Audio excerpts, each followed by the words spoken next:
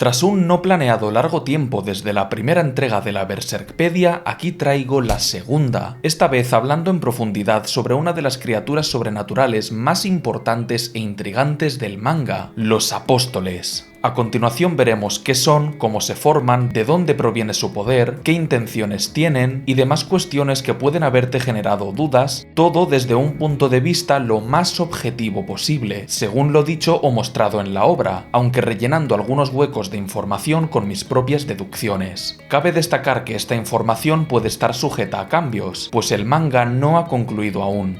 Dicho esto, vamos a ello. Primero de todo, comencemos por lanzar una definición breve sobre la que podamos construir una explicación más compleja. Aunque no existe una definición explícita en el manga, podemos decir que un apóstol es alguien que pacta con la mano de Dios una renuncia de su propia humanidad mediante un sacrificio a cambio de poder demoníaco. Para que todo este intercambio pueda darse es necesaria la activación de un Behelit, pequeños artefactos que funcionan como portales al abismo astral, que se activan cuando su dueño predestinado llega a su punto más bajo, a la miseria absoluta, mezclándose desesperación, rabia, miedo, tristeza, impotencia y demás sentimientos negativos en un cóctel perfecto para destruir la psique de la persona. En ese instante, el Behelit comunica a su portador con la mano de Dios, los 5 ángeles elegidos por la idea del mal, el dios de Berserk. Los 5 miembros de la mano de Dios reinan sobre los apóstoles, cuyo nombre habrás notado ya que sigue la temática religiosa de este submundo demoníaco de forma intencional. La mano es quien le otorga a los apóstoles el poder demoníaco que recorre sus venas, un poder que inunda sus corazones y que les otorga una nueva forma monstruosa, que tiende a reflejar sus deseos internos, miedos o aspectos de su personalidad. Tenemos por ejemplo a Rosín, que obtuvo su forma élfica gracias a su obsesión con dichos seres, o a Zod, que se transformó en un león bípedo alado con cuernos, una forma perfecta para el combate desenfrenado que tanto adora. Ganishka, por su lado, obtuvo una forma omnipresente y casi intangible, ideal para alguien que vive obsesionado con controlar todo y a todos, que busca dominar el mundo para que no quede una sola persona que pueda traicionarle o sobreponerse a él. Irving, un arquero originalmente, tiene una forma que le permite llevar su habilidad como tirador a su máximo potencial. Como vemos, la morfología de los apóstoles es de lo más variada. Los hay desde estilo lovecraftiano, siendo amasijos de tentáculos, dientes afilados, cuernos y múltiples ojos, hasta incluso elegantes, como Locus, un centauro metálico de aspecto futurista. Todo lo dicho no explica, aún así, las claras diferencias de poder que existen entre distintos apóstoles. Podría ser que diversos factores influyan aquí, como la voluntad caprichosa de la mano de Dios, la naturaleza de su deseo o miedo, la fuerza física, mental y de voluntad que hayan tenido en vida, cuánto aprecian su sacrificio, lo bajo que hayan caído para activar el Behelit, pero realmente no tenemos un patrón que podamos seguir para dar un razonamiento. Casi parece que el tema del poder es totalmente arbitrario. Quizás si vemos más orígenes de apóstoles podamos dar una respuesta más sólida en el futuro, pero lo que sí podemos confirmar es que aquellos apóstoles importantes para la trama son los más fuertes y los que no son débiles. En cualquier caso, su nueva naturaleza demoníaca les torna sumisos instintivamente a la mano de Dios, pero no de forma absoluta. Los apóstoles gozan de un libre albedrío que les permite oponerse incluso a sus amos y enfrentarse a ellos físicamente, tal como vimos con Zod y Ganishka, que desafiaron abiertamente a Griffith, aunque realmente la mayoría de apóstoles suelen simplemente elegir ser súbditos y acudir a los llamados de la mano de forma voluntaria, sirviendo como ejemplos los miembros de la nueva banda del Halcón, todos ellos sirviendo a Griffith por ser Femtor reencarnado en la Tierra.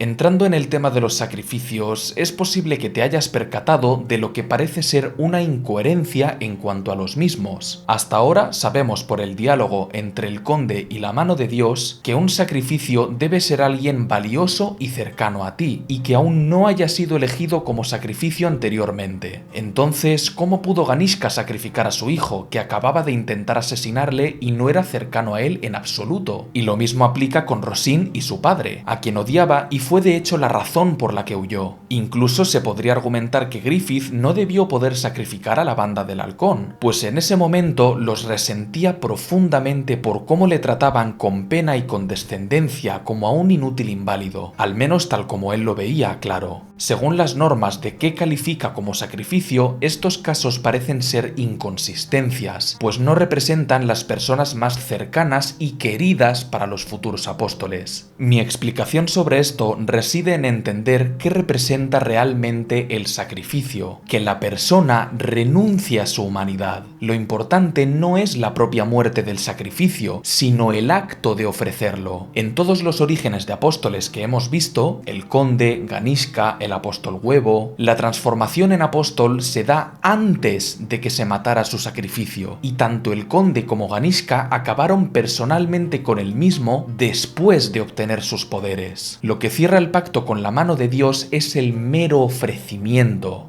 Así pues, lo que hacen no es necesariamente renunciar a una persona importante para ellos, sino desprenderse de lo que les une a la humanidad. Acabar con el sacrificio es solo el símbolo que representa esa decisión de desprenderse de todo lo que les hace personas. Rosine acaba con los padres cuya existencia le hacía la vida imposible, para así poder sumirse en sus fantasías de ser una elfa. El conde se deshace de la debilidad humana que le impedía vengarse de su esposa por su infidelidad. Ganishka se libera de su miedo a la familia y a la traición que le habían encadenado durante años, y Griffith renuncia a la herramienta que había estado utilizando para perseguir su sueño por medios meramente humanos. Como Femto se deshace de los grilletes del amor compasivo de Casca hacia él, que admite que no sería tan malo en su alucinación, y de la debilidad que solo Guts le había hecho sentir. Así que, al menos tal como yo lo interpreto según la información vigente, el sacrificio tiene que ser preciado para el candidato apóstol en el sentido de que representan su vínculo más fuerte con la humanidad, con ser persona, con el mundo cárnico, el último bastión de su sanidad mental en ese abismo de desesperación en el que se encuentran, y ofrecerlos simbólicamente representa ofrecer su humanidad a cambio del poder y la libertad de un apóstol. Por ejemplo, el sacrificio ideal de Guts sería Casca si ésta no estuviese ya sacrificada, pues ella es la única que le mantiene cuerdo, con el objetivo de protegerla y la misión de vivir feliz con ella, representando el último retazo de aquella época en la que llegó a ser feliz.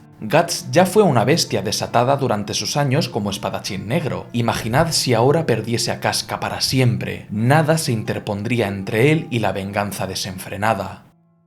Aún con todo esto, sucede algo curioso, y es que hay casos particulares de apóstoles que aún retienen parte de lo que alguna vez los hizo humanos, como el conde con su hija. El conde era un absoluto sociópata que disfrutaba torturar y devorar gente, sumergido en una carnicería permanente como la mayoría de apóstoles. Cualquiera diría que no alberga un ápice de humanidad o moral, pero cuando estaba al borde de perder la vida y la mano de Dios le ofreció sacrificar a su hija a cambio de salvarle, el conde no aceptó. Es más, él hizo todo lo posible por evitar que su hija descubriera su condición de apóstol, y se avergonzó profundamente cuando ella vio su advenimiento demoníaco, donde mató a su propia esposa y a docenas de personas. Extraño comportamiento para un ser que, supuestamente, tiene un corazón congelado y ha renunciado a su humanidad.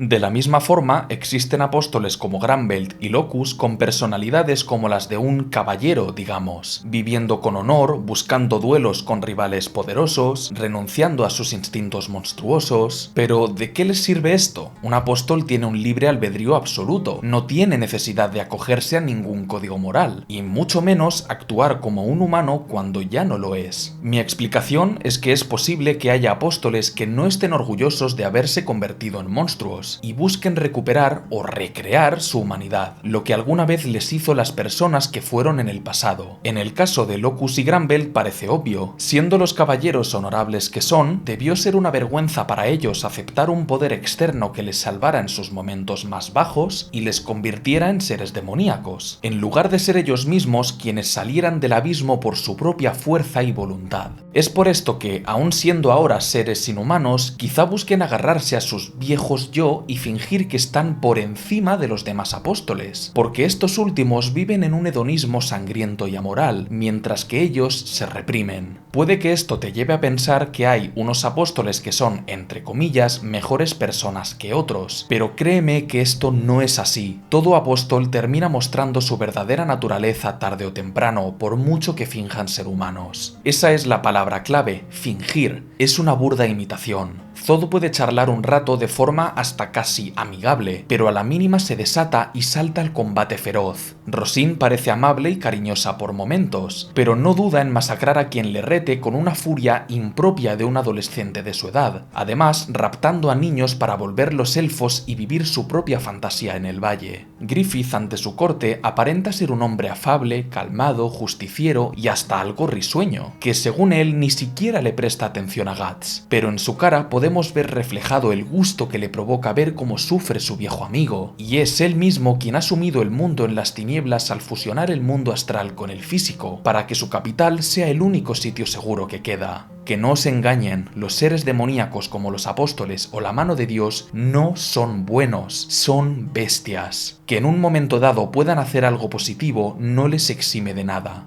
Tampoco digo que todos sean monstruos de pura y absoluta maldad como el degenerado de Wyald, sobre todo porque no conocemos tantos apóstoles y porque hay algunos como Zod que seguramente recibirán más desarrollo a futuro con giros interesantes, incluso alguna posible pequeña redención, pero sí que son como mínimo seres profundamente egoístas.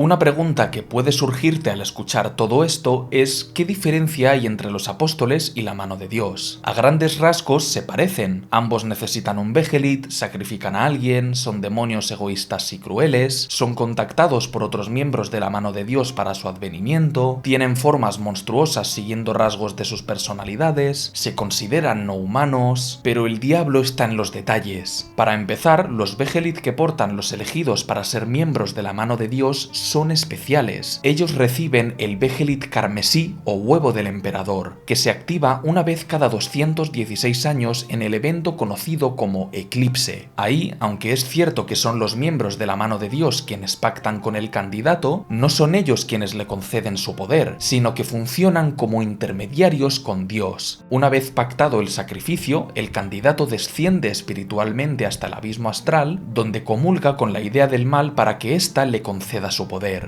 Si un apóstol desciende hasta ese abismo, la sobrecarga de poder que recibe es tal que le causa daños irreparables como le pasó a Ganishka, y lo mismo le pasa a un humano según Flora. Sin embargo, los miembros de la mano de Dios son especiales, son llamados por la idea del mal hasta ese lugar para volverles sus adalides y darles un poder inconmensurable. Telequinesis tan poderosa como para despedazar una isla, creación de materia a gran escala, metamorfosis, apertura de portales espaciales, capacidad de influir en la causalidad, omnipresencia y manipulación onírica, capacidad de manifestar el pasado de forma audiovisual y a saber cuántos poderes más tendrán que aún desconocemos. Son, como ya he dicho en muchos vídeos, seres cuasi divinos en el mundo de Berserk, muy diferentes y muy por encima de los apóstoles.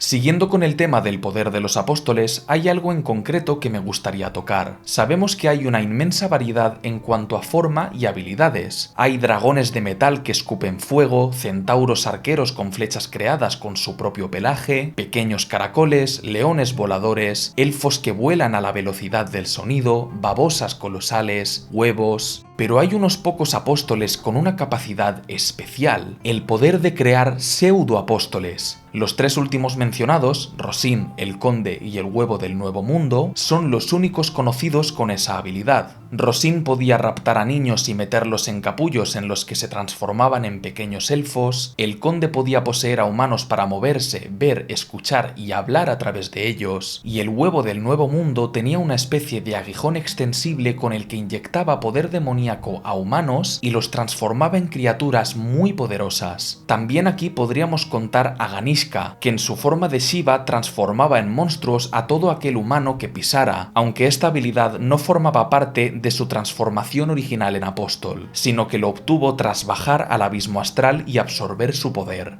Como decía, estos seres no son apóstoles, sino humanos mutados con el poder de un apóstol, como si fuesen un derivado. No se pueden considerar como tal porque no han pactado con la mano de Dios, no han sacrificado, no han portado un Behelit y en resumidas cuentas no han pasado por ninguno de los requisitos para volverse un apóstol. Por último, un tema que dentro del manga no se ha planteado pero que posiblemente te genere interés. ¿Por qué existen los apóstoles? A diferencia de otras criaturas astrales, los apóstoles se generan de manera artificial, digamos. Tienen que obtener el Behelit, hacer el pacto, sacrificar y solo ahí se les infunde energía abisal para volverles bestias inhumanas. ¿Pero para qué? La respuesta a esta pregunta, para mí, reside en la idea del mal. La idea del mal es una deidad surgida del inconsciente colectivo, tras generaciones de humanos buscando una explicación por encima de ellos para tanto sufrimiento, dolor, muerte, guerras, catástrofes naturales y demás. La idea del mal busca aquello para lo que fue creada, ser el motivo del sufrimiento, mover los hilos de la historia a su antojo usando la causalidad, la ley de causa y efecto. Para esto, la idea necesita súbditos que sean también elegidos por esta ley y que lleven a cabo su voluntad de forma consciente o inconsciente, y para eso envía los Behelit, que por destino llegarán obligatoriamente a su portador y se activará en su momento más bajo. La mano de Dios admite abiertamente ser malvada y tener como agenda esclavizar a la humanidad y sumir el mundo en las tinieblas para que estos sufran, mientras que los apóstoles no buscan necesariamente esto, pero son utilizados por la mano como agentes del caos. Al darles libre albedrío y quitarles su humanidad, estos ya pueden hacer todo lo que deseen y sumirse en el hedonismo sin moral que les ate, cosa que generalmente comporta el sufrimiento de cientos o miles de personas. La gran mayoría de apóstoles, por lo que hemos visto, disfrutan matar, violar, robar, asaltar, torturar y toda clase de actos horripilantes que podáis imaginar. Así pues, podríamos decir que los apóstoles existen como una extensión de la idea del mal y de la mano de Dios para brindarle dolor a la humanidad. Aunque al final de sus días todos los apóstoles acabarán en el mismo sitio a donde enviaron a sus sacrificios, el vórtice de almas del abismo astral, el mismísimo infierno. Pues ese es el destino de todo aquel que se haya visto envuelto en asuntos demoníacos, haya sido víctima o perpetrador, malvado o bondadoso, egoísta o generoso, cruel u honorable, bueno o malo, independientemente de todo lo que hayan hecho en vida, sea positivo o negativo, ahí es donde van a acabar, destinados a una eternidad de tortura, dolor y sufrimiento. Dicho esto, aquí concluye este capítulo de la Berserkpedia. He hecho todo lo posible por recopilar toda la información existente, llenar huecos con mis deducciones y tratar de responder posibles preguntas. Pero recordad que todo lo dicho está sujeto a cambio, pues Berserk no ha terminado. Si tenéis más preguntas podéis dejarlo en los comentarios y trataré de responder y quizá dedicarles un vídeo si la respuesta es muy extensa. Espero que lo hayáis disfrutado. Muchas gracias por llegar hasta aquí. Y hasta aquí el vídeo de hoy. Si te ha gustado, por favor déjame un me gusta y no olvides suscribirte con la campanita para no perderte nada. Si quieres ayudar un poco más al canal, puedes hacerte miembro para obtener ventajas únicas, que podrás ver a detalle si le das al botón de unirme. Muchas gracias a todos y en especial a los miembros. Nos vemos en el próximo vídeo.